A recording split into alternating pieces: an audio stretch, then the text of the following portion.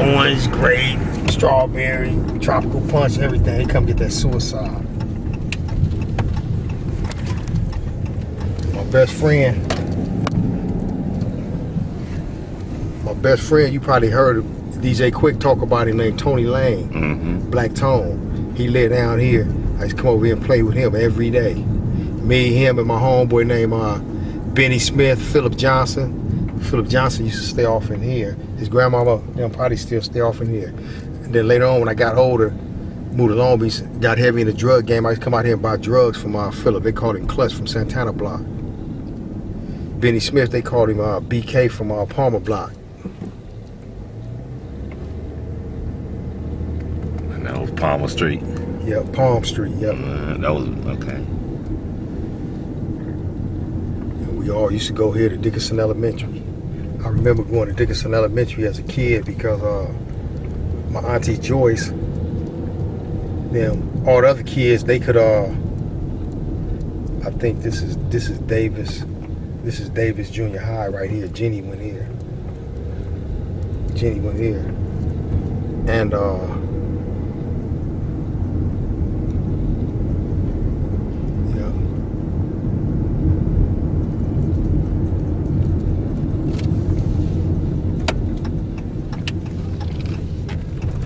Dickinson Elementary right here. I remember this playground.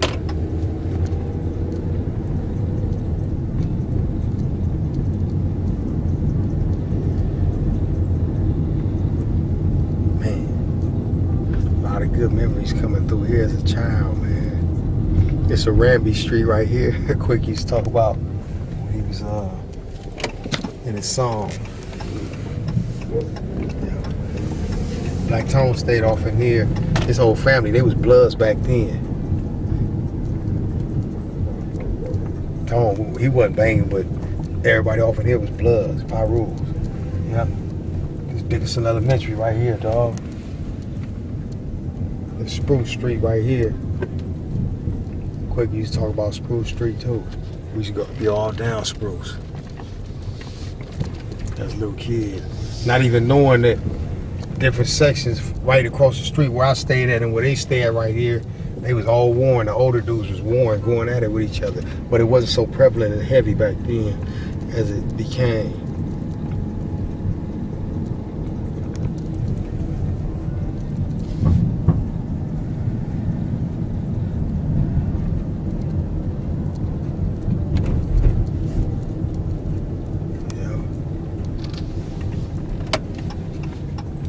I saw some tags back there, so it's still gangs here in this. Oh, hell yeah, this Treetop Pyru Hood. This is a Treetop? Okay. Hell yeah. Oh yeah. They still warring over here.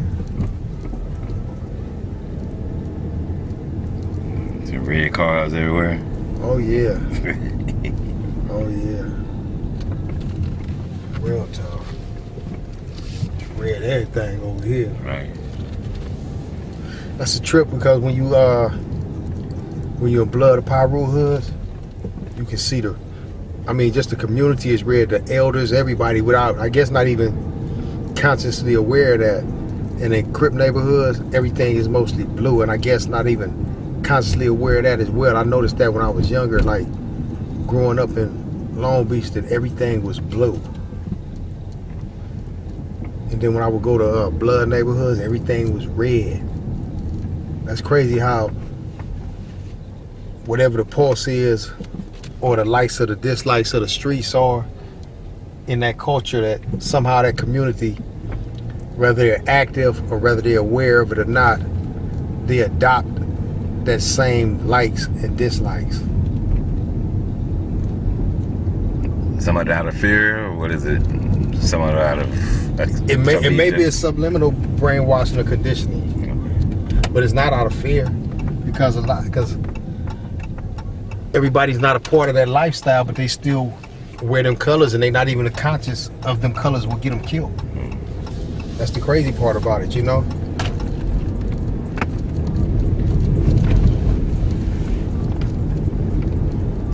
You paint yourself into a corner when you live in Pyru Hood and you got to move to You know, you say you got to move, house burned down, whatever. You got to go somewhere else. Now you got to move to another neighborhood. Now you got to absolutely move to another pirate hood. You can't move to another. Can't move to a crib.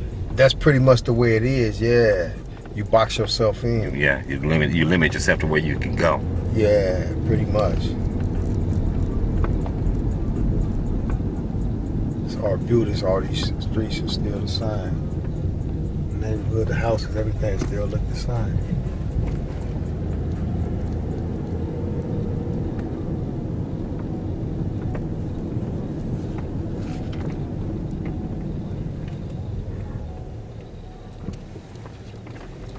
Red cars everywhere. Yep. That's crazy. It is. Just from right there to right here, we used to all be playing. Matter of fact, that's where I learned how to turn back flips at. Right here in this empty lot, where it used to be an empty lot, I learned how to turn back flips. It used to be like 2 mattresses in the field right there every day after school. We'd be tumbling. Me and Benny used to tumble. So how you move around different hoods like this, you know? Huh? How you move around different hoods like this, you know? You talking about now? Yeah, I mean, just... Because I don't know, it's crazy because as I grew up, like, yeah, I would run across the guys that I grew up with. They would all be from different hoods, and I never, even though we didn't get along with them in the neighborhood, I never let that affect our friendship, and we still remained friends. And it's crazy because going to those hoods, I could have got killed, literally got killed going out there because our neighborhood, we didn't get along with none of these dudes, but I still maintain my relationship with my guys, and I would see them in juvenile halls and camp. Like I said, I learned how to flip right over here off in this field over here. I learned how to flip. That was a field. No, it's up here past this. That car wash been there forever. Always been there, ain't went nowhere. But yeah, this was record shop was up in here. Humphrey's drugstore, everything was black owned, man. It's crazy, man. Just the feeling that it give me to know that our black community, man, is not here no more, man. Like, them people all had kids and stuff. Used to work in the grocery stores and the record stores. I mean, in the Humphrey's drugstore and the record stores, man. They all had kids, man. They used to be in there with them, man. We was cool with their kids and everything, man. It's an eerie feeling, man, when you think that it no longer exists. You know that the moms and pops worked hard for that stuff, man, and it's not even there, man. It's a bit much, man, you know. Just the thought of that, man, just does something to me. I don't know what, but it do. It was all empty lot. We used to turn flips and stuff all up in here.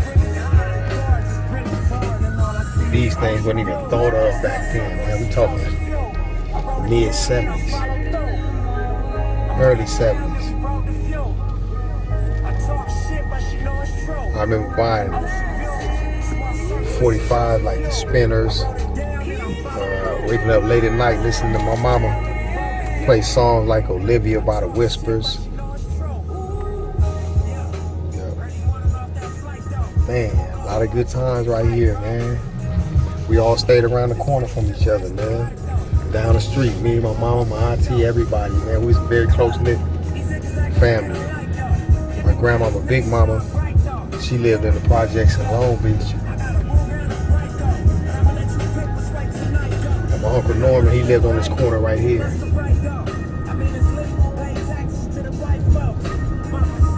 Uncle Norman lived in these apartments right here on Almond and Oleander. And then my Uncle Clifford, he lived down the street in these apartments right here. Him and his dog Rusty. He had a boxer named Rusty. Yeah, we had a boxer named Rusty. This side over here, these over here? Right off in here. Where's Buster's? It's gone. Oh shit, Buster's was right across the street from us. Let me show you where the old man Buster used to live at. Is it still standing? It's gone. It ain't this. It's like, let me go see. Damn. Yeah, Buster. He had the gambling shack. Yeah. It was the bookie joint. I used to go over there every day. He used to give me money. And then when I go into the bookie joint, all the old players, gangsters, they love to see me come in there. they would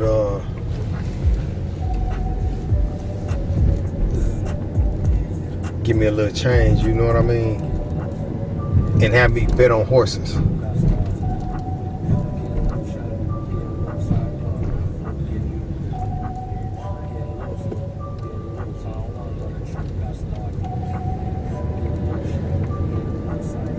Alright, this is before I went Palm. Buster's was right there. It was just a regular house. It wasn't nothing like this, trust me. It was right there. Boom, we used to go right there to Buster's. Everybody used to go in and out of there all night. Everybody go in and out of Buster's house all night, all day. They go in there and place their bets. Old men being there smoking, drinking, gambling, doing whatever. Yep. And I would go in there and they would they be like, they give me the horse newspaper. They be like, pick a horse. I picked the horse just based on the fact that I liked the name of it. I wouldn't know nothing about horse gambling or nothing. And then sometimes they would take me out to Los Alamitos and Hollywood Park. And me and my Ernest used to go with my mom, my stepdad at the time. He would it would be like 4 or 5 old men waiting on us there, bro.